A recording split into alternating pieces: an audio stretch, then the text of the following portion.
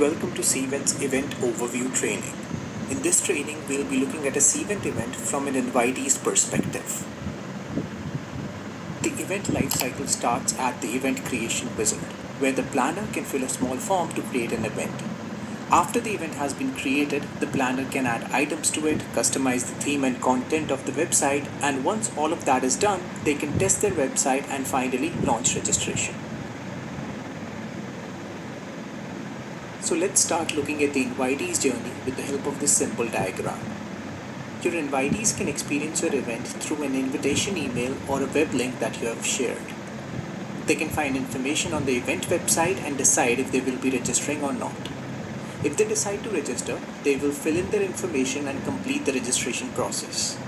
Once registered, they will be sent to the confirmation page and receive a confirmation email. We can also look at a scenario if someone cannot attend. They can either decline their invitation, or if they're already registered, they can either modify or cancel their entire registration. So let's look at a simple event website. The first thing that we can notice at the top, where we have the website header, we can see the organization's logo and the website navigation widget, which helps the invitees traverse through different website pages. Scrolling a bit down, we can see a few more informational elements about the event which has been added by the planner. It contains some important information like when, where, and who is the planner for the event. It also has a button which says add to calendar that invitees can actually click on and add this event to their calendar so they don't forget about it. Here we can also see a contact us button which is handy for the invitees in case they want to get in touch with the planner. In this particular website, we can also see the speaker information is available on the home or the summary page. However, depending on the requirement, any information that you see on the summary page can be delegated to other pages which can be traversed through again using the website navigation widget. Coming back to the website navigation widget, we can create multiple website pages for different information like pricing structure of the event with complete refund policies and early bird pricing structures. We can also create pages like the agenda, which actually gives you a listing of all the activities that are going to happen within this event. On this website, a location page is added for anyone who wants to drive to the event, and a contact us page for people who want to contact the planner, and more information about the planner can be provided on this page. Now, as we have looked at all the information which is available on the website, we can actually click on any of the register now buttons available on the summary page and actually start with our registration process. The first page of the registration process is known as the personal information page, including these three fields that are at the very top: first name, last name, and email address. Now these three fields are known as the identity confirmation fields because these are the three fields which help us determine one invitee from another. After entering details in these three fields,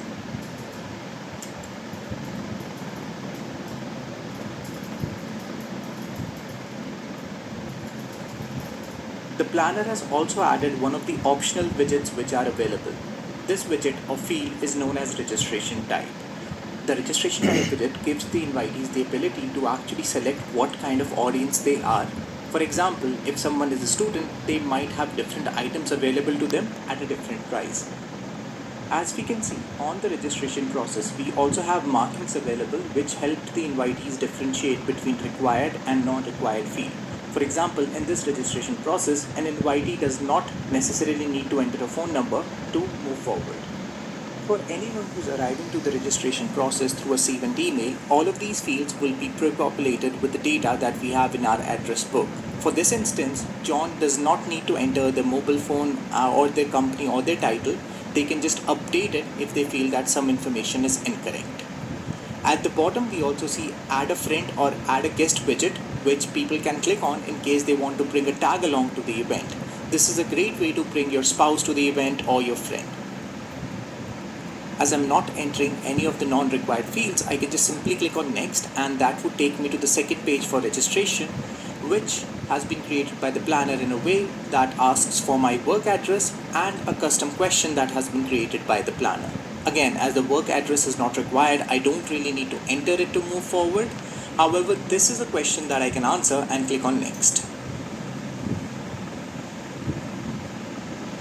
Now we are on the registration item page. This page is known as item selection because we are picking up the entry pass to our event. So we have two passes available. We have the premium pass and the basic pass. So if you remember on the first page where we selected our registration type, that might play a factor in what price we're seeing on this page. A student might need to pay less and a photographer may need to pay extra.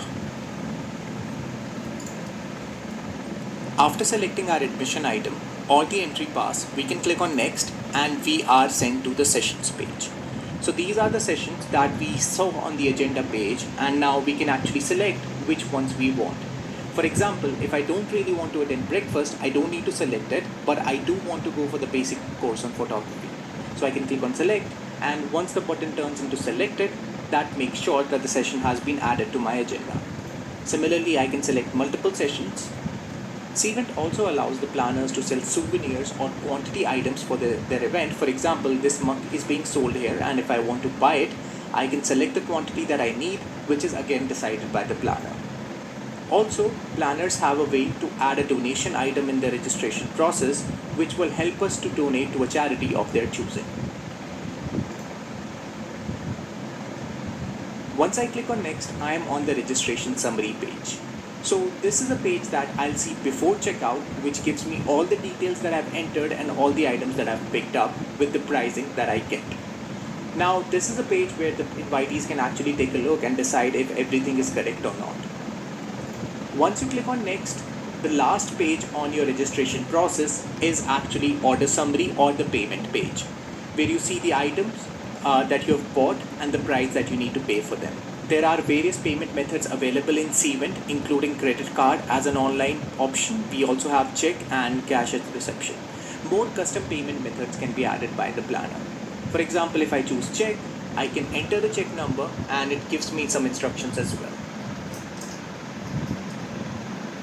And this is the last thing that we need to do to register. Once I click on submit, my registration would be completed, and as we can see, I'll be sent to the my registration page, which is also known as a post registration page. The post registration page gives us a brief of what we have selected again, and it gives us a few options to either modify our registration. Let's say if I do want to attend breakfast right now, I can go ahead and modify it and add that session as well. Also, it gives you an option to cancel your registration in case you don't want to attend at all.